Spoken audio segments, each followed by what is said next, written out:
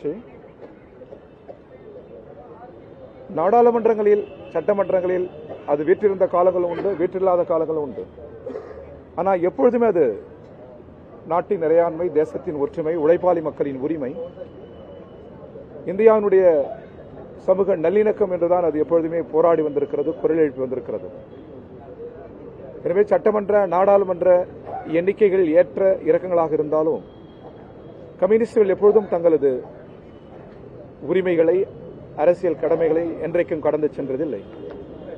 அந்த வகையில் சட்டமன்றத்தில் நாடாளுமன்றத்தில் இடம் வேண்டும் என்று நாங்கள் கோருவதற்கே காரணம், உழைக்கும் மக்களின் குரல் அங்கே ஒலிக்க வேண்டும், ஒடுக்கப்பட்ட மக்களின் குரல் அங்கே ஒலிக்க வேண்டும்.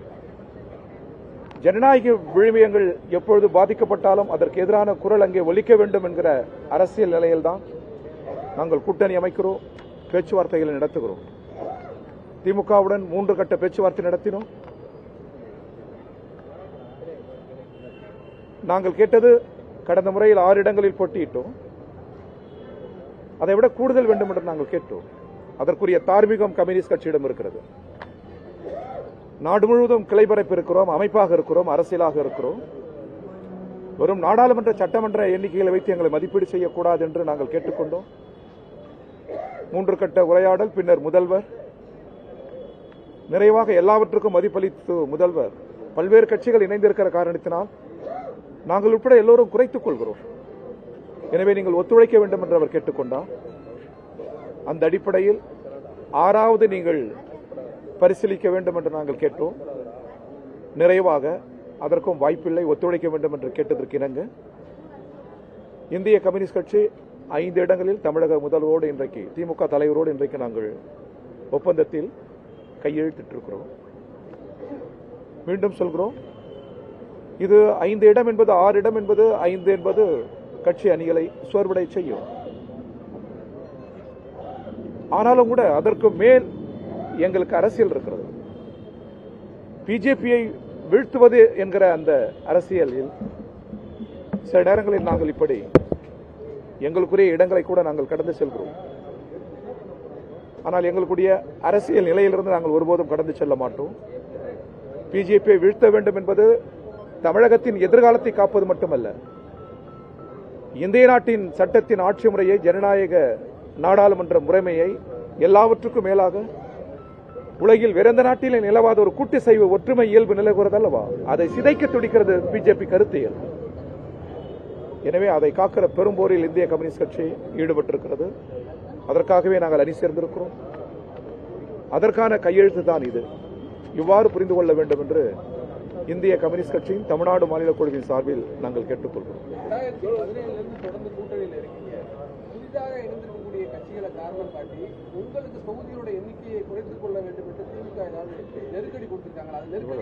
ஒரு உண்மையை சொல்ல வேண்டும்.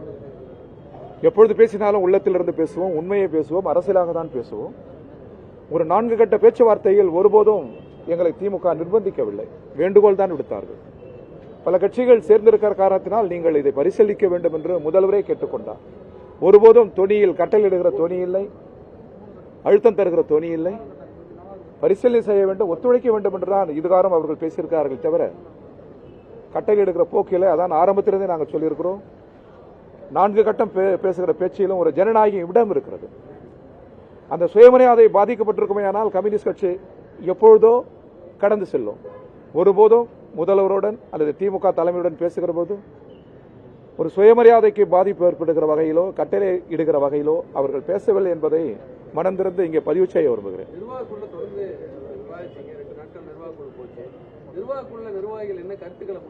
இல்லை, கம்யூனிஸ்ட் கட்சியில் ஒவ்வொரு நிர்வாகிகள் என்ன கருத்துக்களை சொன்னார்கள் என்பது சொல்வது ஏற்புடையதல்ல. ஆனால் பொதுவாக இன்றுள்ள அரசியல் சூழலில் நமக்குரிய இடங்களை கேட்டு பெற வேண்டும்.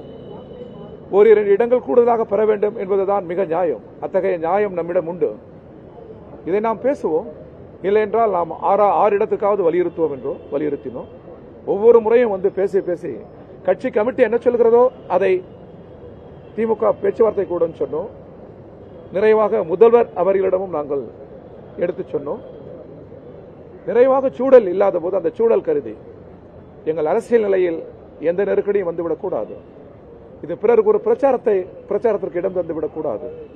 திமுக கூட்டணி கொள்கை கூட்டணி தோழமைபூர்வமாக நாங்கள் அணி சேர்ந்திருக்கிறோம். எனவே இது வெல்லும் கூட்டணி. அந்த வகையில் இதை கடந்து சென்று விட முடியாது என்கிற கருத்து தான் பேசப்பட்டது.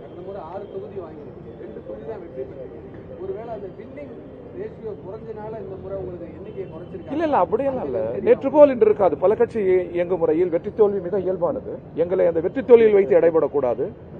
நாடாளுமன்ற சட்டமன்ற எண்ணிக்கை வைத்து எடைபடக்கூடாது.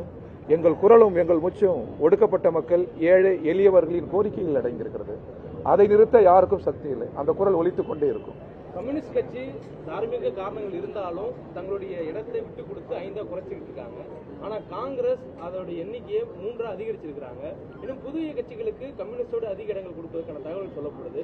இந்த மாதிரியான சூழல்ல உங்களுக்கு உங்க கட்சியோட ஒரு அழுத்தம் இல்லையா? ஒரு கடந்த முறை கொடுத்த தொகுதிகளை தக்க வைக்க முடியலங்கிற ஒரு அழுத்தம் மாநில 3-4 முறை நாங்கள் பேசியிருக்கிறோம். பேசியதை தான் சொல்லியிருக்கிறோம். பேச்சுவார்த்தை குழுக்கு அதிகாரங்கள் இல்லை. செயலாளர் எனக்கே அதிகாரம் இல்லை. எங்கள் கட்சியில் அத்தகைய ஜனநாயகம் நிலவுகிறது. எவ்வளவு பெரிய தலைவராக இருக்கிற இருவருமே கே சுப்பராயன் அவர்கள் உடல்நிலை சரியில்லை, அவரும் வந்திருக்க வேண்டும். மூவருமே பெரிய தலைவர்கள், அனுபவம் உள்ளவர்கள். இவர்களுக்கே அதிகாரம் இல்லை. செயலாளர் எனக்கு அதிகாரம் இல்லை. கமிட்டிக்கு தான் அதிகாரம். எனவே கமிட்டி சொல்வதை திமுக தலைமையிடம் சொல்லி, திமுக தலைமை சொல்வதை கமிட்டியிடம் சொல்லி, இவ்வளவு நாங்கள் பேசுவது என்பதே போராடுகிறோம் என்பதை காட்டுகிறது அல்லவா? சூழல் இடம் தரவில்லை. இதை ஒரு பின்னடைவாகவோ இழப்பாகவோ நாங்கள் கருதவில்லை. அரசியலில் நாங்கள் வெற்றி பெற வேண்டும். அது எழுகிற போது காலம் அதற்கான விடைகளை தரும். எங்களை பொறுத்தவரை நாங்கள் எதற்கும் இடரவில்லை. எங்கள் குறி பிஜேபியை வீழ்த்துவது. பிஜேபியை வீழ்த்தி இந்தியாவுக்கே ஒரு நல்லதோர் அரசியல் திசையை காட்ட வேண்டும் என்கிற வேட்கையில் நாங்கள் இருக்கிறோம். இந்த மாதிரியான நீங்க ஒரு ஒற்றை குறிக்கோள், பிஜேபி ஒற்றை குறிக்கோள் திமுகவுடைய பிக் பிரதர் ஆட்டிடியூடுக்குள்ள போறீங்களா அப்படின்னு? இல்ல, இது ஒற்றை குறிக்கோள் அல்ல. நீங்கள் எல்லாம் கற்றவர்கள், அறிவில் சிறந்தவர்கள். நாடாளுமன்ற ஜனநாயகத்தை பிஜேபி சிதைக்கிறது. நாடாளுமன்றம் என்பது என்ன? உலகத்தில் வேற எந்த நாட்டிலும் இல்லாத இந்திய நாடாளுமன்ற ஜனநாயகத்தை பிஜேபி சிதைத்து விட்டது. வெறும் குரல் வாக்கெடுப்பில் கைகளை உயர்த்தி மசோதாக்களை நிறைவேற்றுகிறார்கள். உலகத்தில் ஆக சிறந்த இந்த நாடாளுமன்ற ஜனநாயகத்தின் விழுமியங்களை அடித்து நொறுக்குகிற பிஜேபி வீழ்த்துவதுதான் முதல் அரசியல் கடமை. அதை எளிதாக கடந்து செல்ல வேண்டாம் என்று கேட்டுக்கொள்கிறோம். அந்த இலக்குள்ளதான் நீங்க திமுக பிக் பிரதர் ஆட்டிடியூட்லயும் போயிடுறீங்களா? இல்ல, அது ஒருபோதும் ஒரு பெரியண்ணன் போன்று அவர்கள் நடந்து கொள்ளவில்லை. அவ்வாறு யார் நடந்து கொண்டாலும், எத்தகைய உயரத்தில் இருந்தாலும் கம்யூனிஸ்ட் கட்சி அதை ஏற்காது. ஓகேவா? ஒருபோதும் இந்தியாவிலேயே மாறாத சின்னம் கதிரறிவால் சின்னம் தான். இந்தியாவிலேயே தேசிய அளவில். எனவே அந்த சின்னம் மாறாது. அதை உயர்த்தி பிடிப்போம்.